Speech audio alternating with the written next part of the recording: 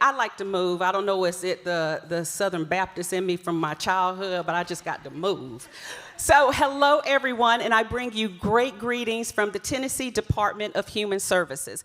We are the second largest department in the state of Tennessee, and that's good, but it also not so good. And the reason maybe not so good is because we exist because Tennesseans do not have. Wow. Just take a moment and think about that. My role exists because our neighbors, some of our neighbors, do not have. They don't have the basic things that by law we are all entitled to. Food, clothing, shelter, abilities to go to work, those kind of things. But good that the Tennessee Department of Human Services, we do exist. Because over the last couple of years, we like to say that we have served 2 million people, Tennesseans, in various ways through our programs to reach their maximum level of independence. That's big. That is really big. I like to think of myself personally as a dream maker. I'm really into Disney movies, y'all. I tell you, if you come in my office, you're going to see, but not the princess stuff. That's just not who I am. I'm talking about like Peter Pan, Captain Hook, that kind of stuff. But nevertheless, Disney rocks, right? I mean, it's about, how many of y'all have been to Disney World before? Do you feel like a child when you go there? I mean, who loves the spinning teacups? Oh my gosh. Where else can you go and it's okay for a 51-year-old woman to be spinning around in a teacup? It's expected. What if we approach life like that? It's okay to be different. It's okay. No one is going to judge you. No one is going to look at you because you come into an office and you say, hey, need some help, need food stamps, the old way we used to say. No, I'm not going to prejudge you. I'm going to give you what you need and then some, and then some. That's the difference of the DHS 2022. I came, and I think you heard about it, I came to Tennessee back in 2011 at the beginning of the Haslam administration. And Governor Haslam gave the leaders at that time a charge. He said, we want to be the new employer and dream makers for the state of Tennessee, our citizens, because you know why? They deserve it. So he ordered a top to bottom review of every single state department. And then he did something at the time that I thought was convoluted. He hired a woman who was a visionary. A woman, get this, y'all, this is really gonna knock your socks off. She actually had a degree in programs that she was overseeing. Oh my gosh, how cool was that? I mean, she wasn't a political appointee because she gave a whole lot of money to a campaign. He really was intentional about getting the right people in the right seat. That person was Dr. Raquel Hatter. Any of y'all remember Dr. Hatter? We sometimes behind her back, but I affectionately called her the Mad Hatter, for a reason. Because she came in and she said, guys, tell me who you are. Who are we as a department? And so, you know, you had people come in and say, well, I give out food stamps. I license child care centers. I help people with disabilities to go to work. She said, no. She said, that's what you do, but that's not who you are. And at that pivotal moment, she said, we are about changing lives for the better. We exist to do that very thing. How we do it is one thing. Who we are is a totally different game changer. So the department at that time decided to embark on a transformation that I am so happy to say that I have been a part of through 60 pounds, through all kind of stuff. I mean, this woman worked me to death, y'all. I just love her dearly. Then we had another commissioner, Danielle Barnes, who said, you know what, this is really good, but we've got to, before we really change, we've got to change the culture within. So we adopted this added one DHS, because guess what, y'all, there are several programs within DHS. Can y'all name them all? I can't either, and I'm the deputy of program and services. But there are a lot. There is SNAP, Supplemental Nutrition Assistance Program, formerly known as food stamps. We don't even say that word. That's a bad word for us, y'all. We don't even say that anymore. There's the TANF program. Who hasn't heard about our TANF program? You know, people were walking up to me with their bill saying, hey, I heard you got about $700, almost $1 billion we ain't using. Here's my cable bill. I'm like, I'm just here to buy bread. It's Publix. I don't know you. I'm sorry. You know, just so sorry, and it don't work that way. We also have the Division of Rehabilitation Services, and I always love hearing Commissioner Turner speak, 'cause can you hear his passion for what he does in his voice? That division for us, we provide employment and independent services for persons with disabilities. We also have the child support program, or as my mother affectionately referred to it, you work with the baby daddy program. No, Mama, and I hope I'm not being taped, because that's not what we say, but that's how she kind of have to equate things. We have community grants, the CSBG program, SSBG, all of these BGs, everybody but Andy, all of these things going on at our department. But here's the thing that we decided to do differently. When someone came to our office, let's say the beginning of the month, we gave them a benefit. Great. And the Fed said, hey, you're doing great. You're doing really good. They got their check on time? Perfect. And that's what we were measured. Did they get the benefit? Did they give it on time? Point blank. That's it. We decided, what if we don't want them to come to the office ever again in their life? What? What did you just say? What if I meet Richard at the door and say, tell me, what brought you here, and how can I keep you from coming back? Ooh, you about to be out of a job, Cherrell? What? Are we really going to start asking people a little bit deeper about why they are here? Are we really going to start asking people, how can I show up differently in your life to help change the trajectory of your life? Wow. You talking about some state government stuff that was going on that was transforming the way state government operated right here in Tennessee. Right here. In the midst of 10 years, the Department of Human Services has transformed the way we look at customers and our services. We call it the two-generation approach to mitigating the impact of poverty. Short, 2G for Tennessee. What is two-generational approach to business? It basically means if a parent comes through the door for a service, we now become equated and acquainted with that parent, the family, everything that they do. We ask permission. We just don't go in there because, you know, sometimes government, we think we know what somebody needs and then we create a program and then we wonder why it's not working. We never asked anybody who's actually in the program. So we decided to not only look at that one person coming through our door, but the generation behind that person.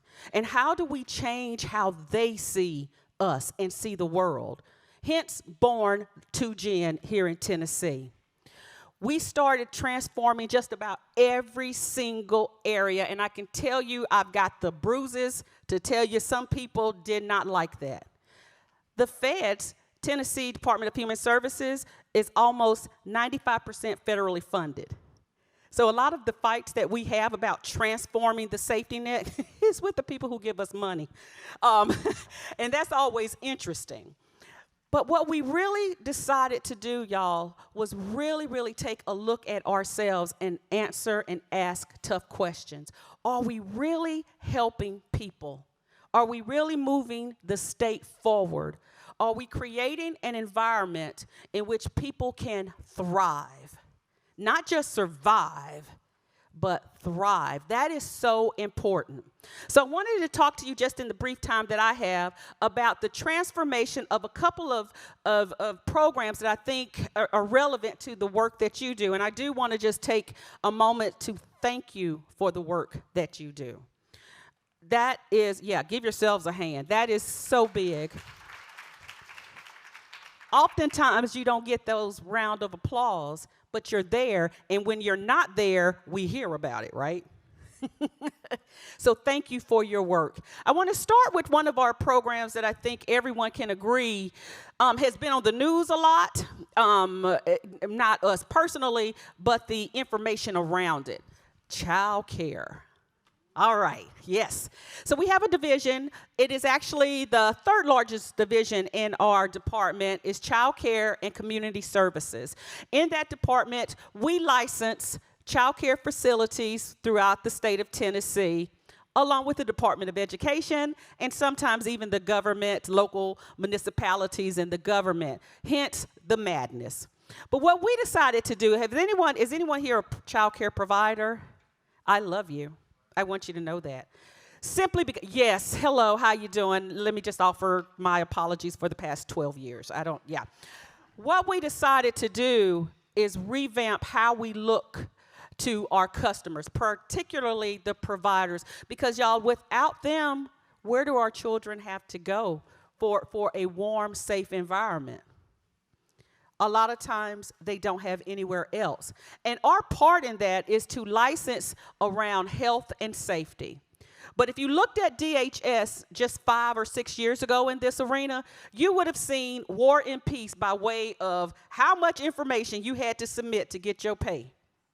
That's ridiculous. And I still say to some of the employees there, why do I need 8 paychecks I don't understand this. What is this? And so we really took a really fine look, a hard look, and said, what is federal policy, what is state policy, and what can we do to make this a more efficient process to license our providers here in the state? So we did a whole revamp. It's still in the works right now, but I hope that y'all can raise your hand and say it has gotten better over the last couple of months or years. We had a plan in place, y'all, that I think y'all would have just loved. And then February 2020 happened. The pandemic. Ugh. Everything ceased to exist. And I believe for a lot of people, it was the first time that they understood just how important child care is to the economic success of the nation. Not just Tennessee, but the nation. There is not a publication that you can pick up today that there isn't a story in it about child care deserts, people leaving child care, not enough child care. It was really, really big for us here in the state. Before the pandemic, we had started working on an economic plan to assist our providers and our parents in engagement of quality child care services, because that was really big for us. We wanted some place for the children to be safe, an environment where they can thrive. Remember, that's the key word. We want people to thrive. That was really big. When the pandemic hit, we saw a record number of child care providers go out of business. And even today, they have not started their businesses back. Low wages, complicated processes, you name it. People deciding, hey, I'm home now. I don't need a child care center. I'm going to take care of little Junior here at the house. All of this led to a perfect storm. But thank goodness we had some resources to come into play that allowed us to do community grants to help our child care providers really just kind of sustain businesses throughout this. And then the most important thing for me is that we created systems of care, special eligibility ways in which we serve those people who were in the emergency firsthand. I got 5 minutes. Really? But they're enjoying this, I can tell. We did a lot around child care. There is still much to do. I'm going to move on because I had a soliloquy ready. You heard a little bit from Commissioner Turner, who talked about disabilities. We have programs for the employment of persons with disabilities outside of intellectual and developmental disabilities. We serve them, but as he so eloquently said, any one of us could have a disability. Some of us do right now, and we don't know it. They're called hidden disabilities.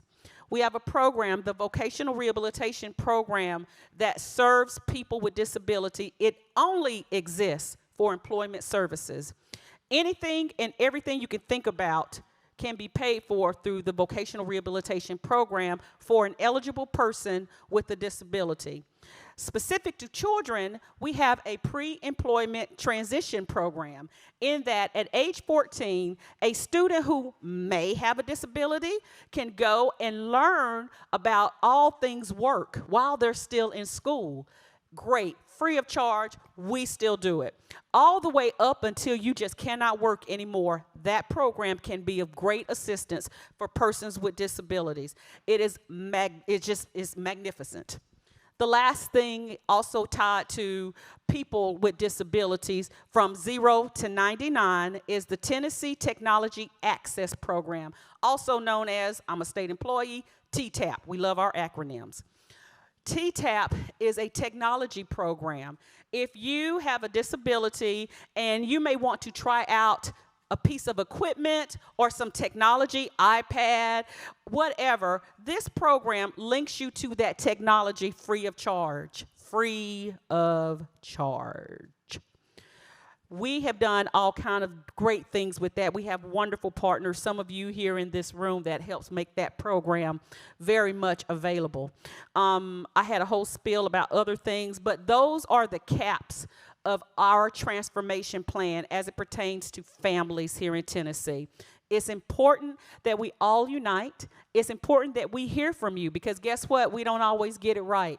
We welcome that, actually. We know that. We don't think that we have all the answers, but we're trying to get there. No two families are alike. No two departments are alike, but we all have this in common. We want Tennesseans to thrive. We want to create the environment for children where they can come back and say, I remember when, in a good way, not like sometimes what we do. We want that, and we can create it, one department at a time. I will take questions if I have time, or if not, I think she's bringing me this cool thing that I can't wait to show with my secretary. Thank y'all very much.